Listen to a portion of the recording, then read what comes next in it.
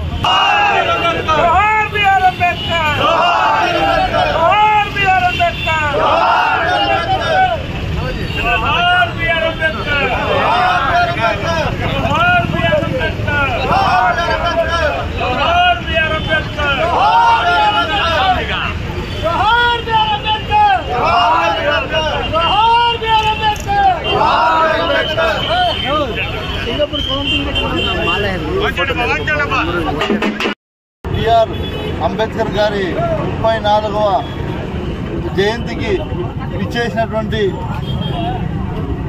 పలమనేరు నియోజకవర్గ ప్రజలందరూ విచ్చేసినటువంటి ముఖ్య నాయకులు కావచ్చు, గంగవరం మండల నాయకులు, అదేవిధంగా పలమనేరు రూరల్ మండల నాయకులు, అదేవిధంగా టౌన్ నాయకులు అందరూ కూడా ఇక్కడ విచ్చేశారు. అందరికీ కూడా పేరు పేరున ధన్యవాదాలు తెలియజేసుకుంటూ, ముఖ్యంగా మీడియా సోదరులందరికీ కూడా ధన్యవాదాలు. ఈరోజు చూస్తున్నాం, మన ఆంధ్ర రాష్ట్రంలో ఏదైతే బిఆర్ అంబేద్కర్ గారు రచించినటువంటి రాజ్యాంగానికి వ్యతిరేకంగా ఆయన రాసినటువంటి రాజ్యాంగాన్ని వ్యతిరేకిస్తూ ఆ రాజ్యాంగ బుక్కు ఒక వ్యతిరేక బుక్ రెడ్ బుక్ అనే బుక్ను తీసుకొచ్చినటువంటి ఘనత ఈ కూటమి ప్రభుత్వం ఉందని కూడా నేను తెలియజేస్తా ఉన్నా. ఏదైతే అంబేద్కర్ గారు ఉన్నటువంటి ఆలోచనతో ఏదైతే అట్టడుగు బడుగు బలహీన వర్గాలకు అందరికీ కూడా న్యాయం జరగాలి అనే విధంగా ఆయన రచిస్తే వాటినన్నింటినీ కూడా చూట్లు పొడుస్తూ ఈ గడిచిన ఒక సంవత్సరం నుంచి ప్రజలందరూ కూడా గమనిస్తున్నారు. అన్ని వర్గాలకు కూడా అన్యాయం చేస్తున్నటువంటి ప్రభుత్వ ఏదైనా ఉంది అంటే అది కూటమి ప్రభుత్వం అని కూడా గొప్పగా చెప్పుకోవచ్చు మనం. ఎందుకంటే డాక్టర్ బిఆర్ అంబేద్కర్ గారు 30 రాష్ట్రాలు ఆయన రచించినటువంటి రాజ్యాంగంతో ఈరోజు రాజ్యం ఏలుతుంటే ఒక్క ఆంధ్ర రాష్ట్రంలో మాత్రమే ఈ రెడ్ బుక్ రాజ్యాంగాన్ని రాజ్యం ఏలుతూ ఉంది. దీని అంతా కూడా అరికట్టాలంటే ప్రజలు మీరు గమనించాలి. గడిచిన 5 సంవత్సరాలు ఎలాంటి పరిపాలన ఉండింది. గ్రామ స్వరాజ్యం అంటే మీ ఇంటి దగ్గరికే సచివాలయాలు తీసుకొని వచ్చి ఇంటి దగ్గరికే పరిపాలన అందించినటువంటి ఘనత జగన్మోహన్ రెడ్డి గారిది. ఎందుకంటే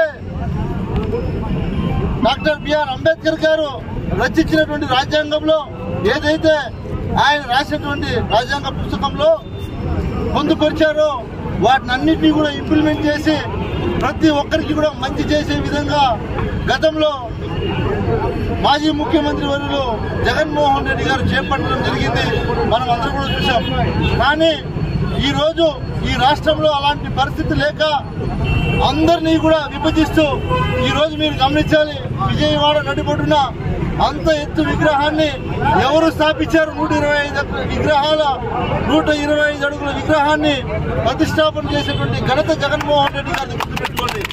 దాన్ని కూడా ఈరోజు ప్రైవేటీకరణ చేయాలని ప్రయత్నిస్తున్నటువంటి కూటమి ప్రభుత్వాన్ని మనం ఏమని కూడా అనాలో అర్థం కానటువంటి పరిస్థితి. అలాంటి విగ్రహాన్ని డ్యామేజ్ చేయాలని కూడా ప్రయత్నించినటువంటి కూటమి ప్రభుత్వాన్ని మనం ఏమనాలి అని కూడా ప్రజలు విజ్ఞప్తిగా వదిలేస్తున్నా. కాబట్టి మీరు అందరూ కూడా గమనించండి. ఖచ్చితంగా ఏదైతే ఎస్సీలు కావచ్చు, మైనార్టీలు కావచ్చు, అట్టడుగు వర్గాలు ఎవరైనా సరే వాళ్ళందరికీ మంచి జరగాలి అంటే ఖచ్చితంగా మళ్ళీ డాక్టర్ బిఆర్ అంబేద్కర్ గారి రాజ్యాంగం తిరిగి రావాలంటే మళ్ళీ మనం వైఎస్ జగన్మోహన్ రెడ్డి గారిని ముఖ్యమంత్రి చేసుకోవాల్సినటువంటి బాధ్యత మన అందరి మీద ఉంది అని తెలియజేసుకుంటూ డాక్టర్ బిఆర్ అంబేద్కర్ గారికి ధన్యవాదాలు తెలియజేసుకుంటూ మరొకసారి ఇక్కడికి విచ్చేసినటువంటి అందరికీ కూడా ప్రత్యేకంగా ధన్యవాదాలు తెలియజేసుకుంటూ సెలవు తీసుకుంటాం.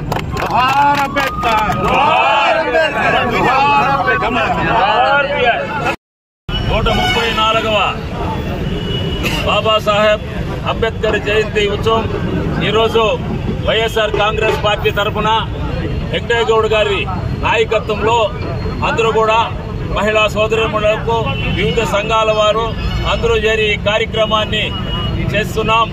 ఈ కార్యక్రమం డాక్టర్ బిఆర్ అంబేద్కర్ జయంతి ఉత్సవం కాశ్మీర్ నుండి కన్యాకుమారి వరకు దాదాపు 30 రాష్ట్రాల్లో కూడా ఆయన రాజ్యాంగాన్ని నిర్మించి ఆయన పరిపాలన దక్షతకు ఆయనకు ఘనంగా ఈరోజు జయంతి ఉత్సవాలు జరుపుకుంటున్నాం.